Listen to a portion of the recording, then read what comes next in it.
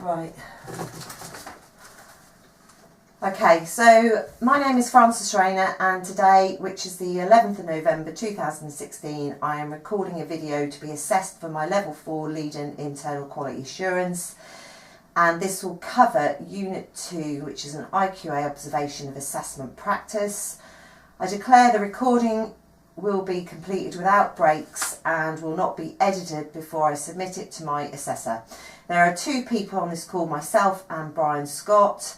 The time is now 11:05 and I will start my session now. So, good morning, Brian. Good morning, Francis. How are you?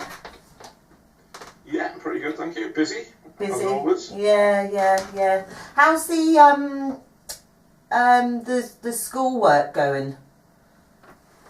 It's it's not.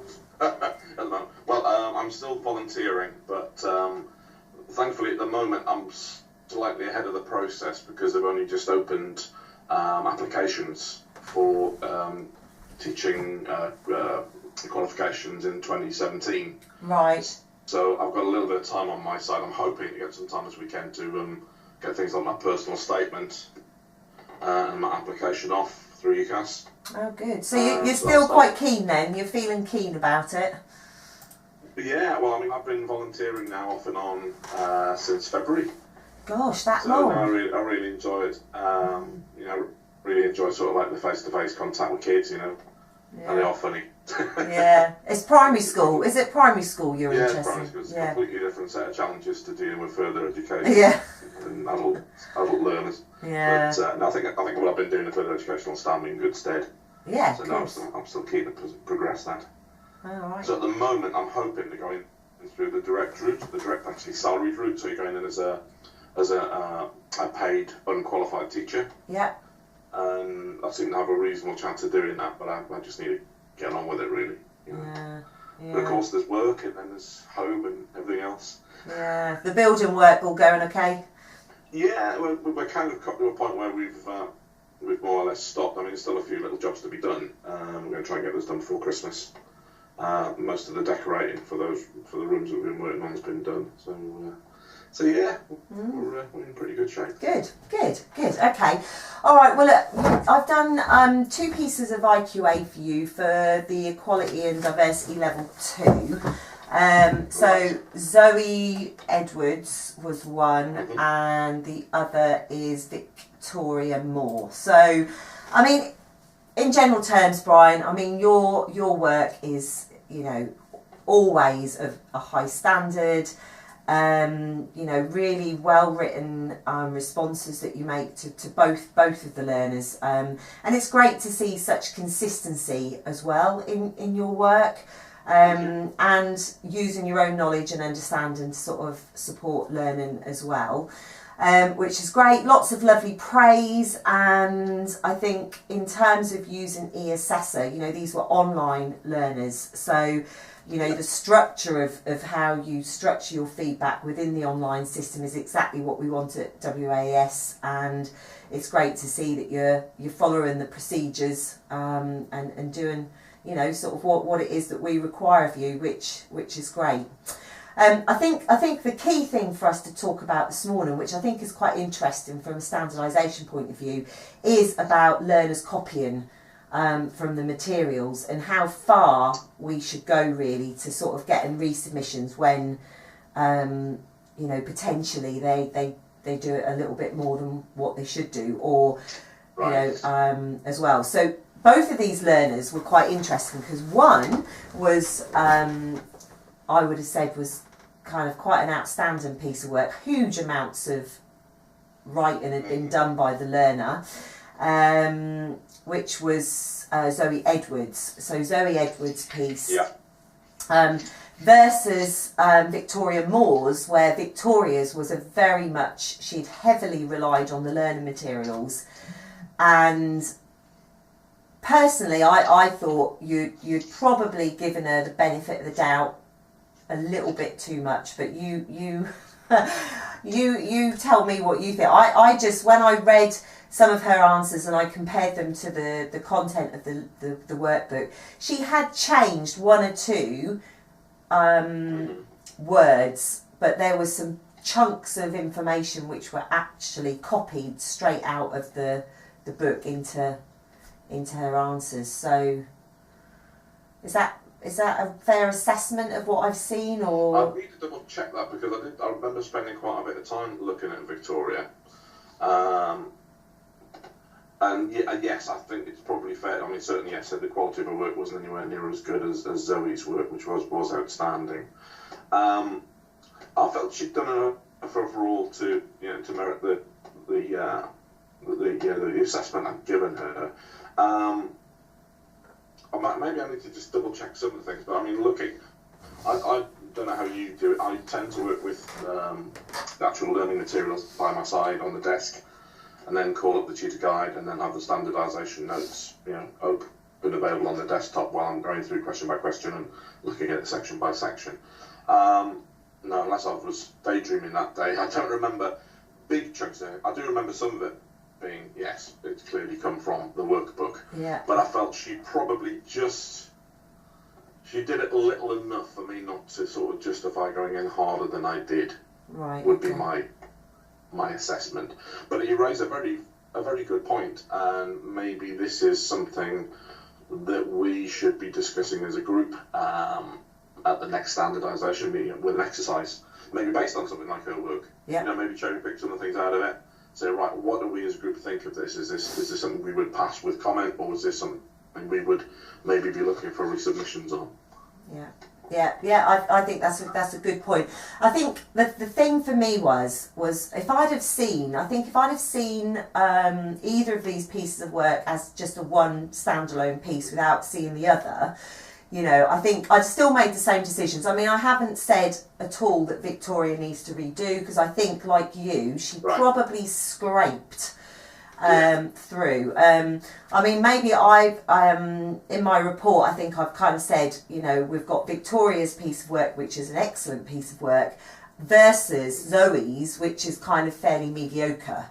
And it comes down to that kind of consistency of standard, where we've got one learner who's put in all this extra effort, and then another that's probably just about done the bare minimum to have met the requirement. Yeah. And I think that's totally fair comment. Yeah, so it's then about how do we then, kind of judge whether maybe, Victoria, maybe she should have done. And I think I've pointed out in the report that there's question 8, I think, is an example where the learner is required to describe how diversity enhances their own life.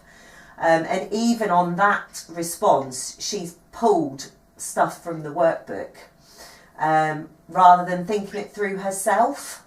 So I think there could have been little questions like that where maybe, we might have been a little bit, sort of a bit more stringent and sort of said to her, look, you need to go back to that. Because she did have some resubmissions, so to chuck in another couple on the basis of her copying probably wouldn't have been too much of a hardship. And also in doing that, it's about highlighting to her that actually this is a study skill she needs to be really mindful of. And I know that you picked it up time and time again in your feedback. You kept saying it over and over and over again.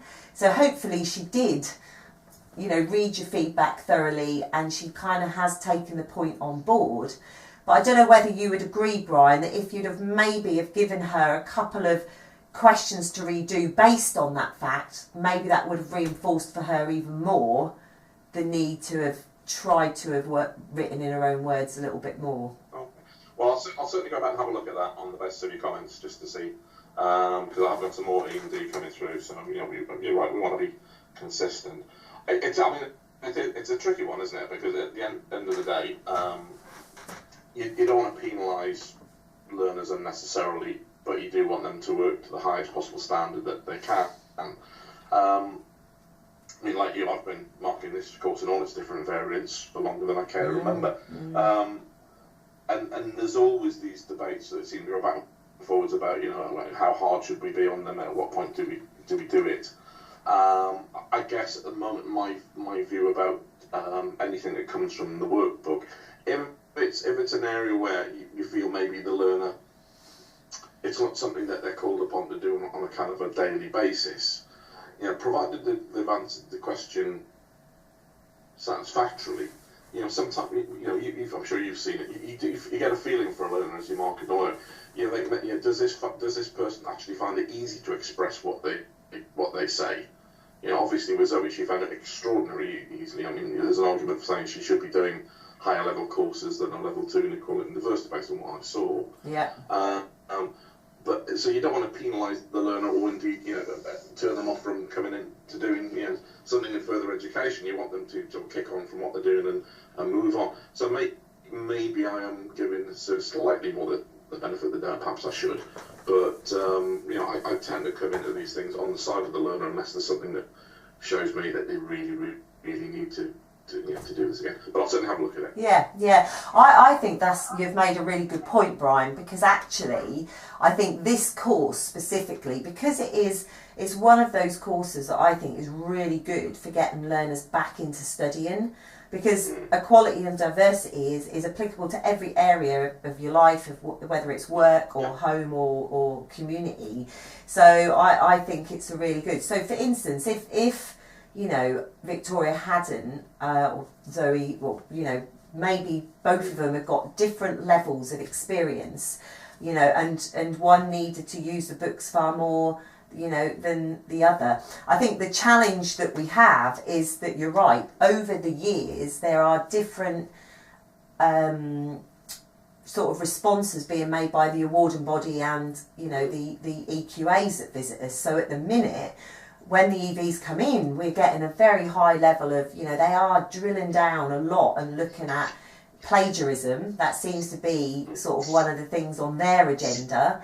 But I think more so from the point of us being able to progress study skills, because we know, you and I, Brian, know that this learner, she will have read her book, she's transferred her learner, what she's read, she's got some knowledge about equality and diversity, which is what level 2 is all about. And I think, from the awarding body's point of view, when they come in and see us, they're also going, but this learner needs to progress those skills. So we just need to find that balance between,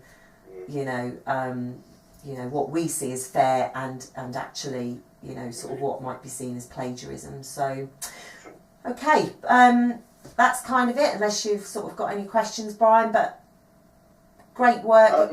No, that's all very straightforward, and I hope it's been helpful. Yeah, okay, all right, and it's great to sort of have that debate. And I think, we have got standardisation. I'm sort of organising some dates at the moment for standardisation, so it might be worth me tabling sort of the copying, because obviously I know that the standardisation meetings I'm booking are not for Westminster, they're for Shrewsbury, but they are the same materials and the same course. So what I can do is I can table onto the agenda this point, and maybe we can have some debate as a group of assessors and IQAs and kind of take this forward. Is that okay? I think I'd be very beneficial. Get everybody's head on it. Yeah, definitely. All right, Brian, thanks for that. Stay on the line because I know we've got some other issues to talk about. Thank you. Cheers.